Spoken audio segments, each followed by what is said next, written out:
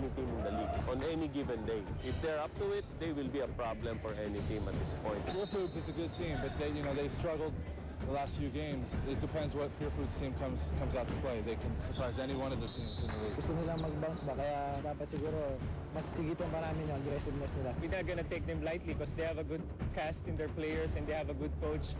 So alam namin at any given time, if we're not gonna play our defense and we're not gonna play our usual basketball, kaya kami talunin ng Pure Foods.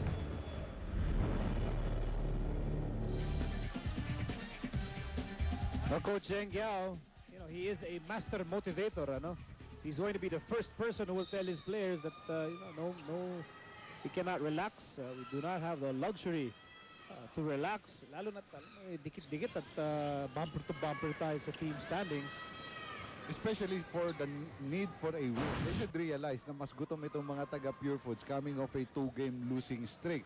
At ngayon, with the danger of being down to solo 9th place, I'm sure yung motivation factor ay nakakalamang dito sa Pure Foods. Kaya naman dito, nung nalamangan sila early in the first quarter, pumansyada kaagad sila to post the biggest lead at 11. Now they're on top by 8.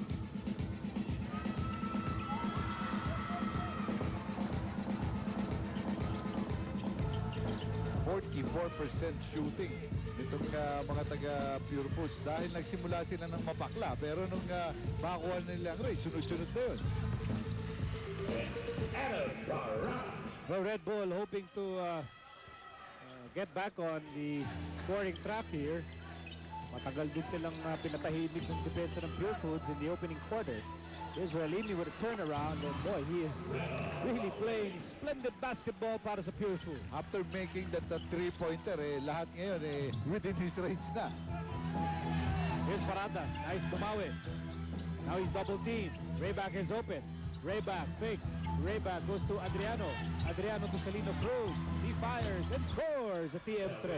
Tusok na tusok yung tira nitong si Celino Cruz. At dahil kaliwete nga yan, mas paborito niyang angulo doon sa may kanang bahagi ng court. Iba pa rin ang abante ng Pure Foods, 28-23 in the early moments of the second quarter. On the floor for Pure Foods, James Yap, Peter June Simon, Reda Ralimi, Enrico Villanueva, and Roger Yap. Para naman sa Red Bull, andyan si Jojo Duncil, the Kiko Machine, Kiko Adriano, Adam Parada, Mike Rayback, and their point guard, Celino Cruz. So dahil second quarter pa lamang at bagong kombinasyon ito, hindi pa nila subok ito para sa kupunan ng Red Bull. Here's Rayback. Cruz, inside Parada with 6 on the shot clock. Parada drop step. That shot was blocked by Ralimi. Tuloy-tuloy shot clock dito. And it expires. Great defense there by Pure Foods. Now they were called for the 24-second violation. Earlier in the first quarter, may dalawa yung kanilang tira na halos na sa buzzer beater na. They were not able to make it. So ang Pure Foods talagang makikit ang kanilang dinidepensa dito over Red Bull Baracos.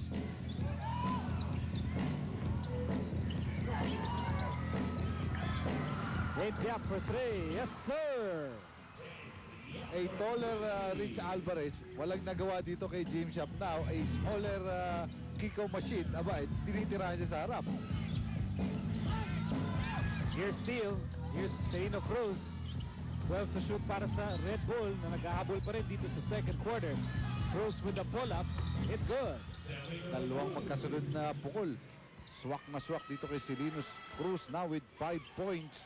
Kailangan gisingin niya yung kanyang mga ibang kakamping local dito. Siya lang ang pumupukol pa sa second quarter.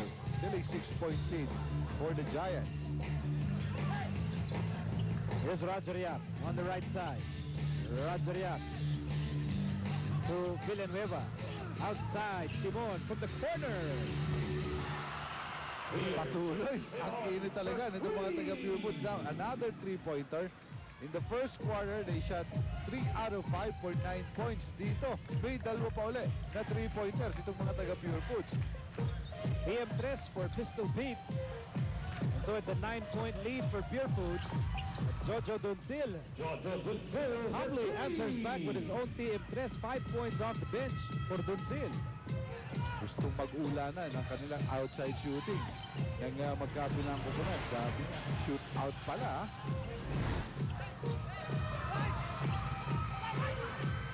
Rebound for Parada. That shot by Villanueva was challenged. Meantime, here's Cruz. Rayback for three. And Adriano gets the offensive rebound. Duncil fakes. Duncil fires. And misses. Obviously distracted by the arms of Paralimi. And here's Simon. Steps on the gas. And he'll take two. And when he does that, talagang ang hirap ng pigilin yan. Hindi mo maaaring sabayan itong si PJ Simon. At kapag rumachada na ito, tatlo ang nilampasan niya ng mga taga Red Bull doon. Foul na lang ang inabot ni Mike Rayback. That would be his first personal foul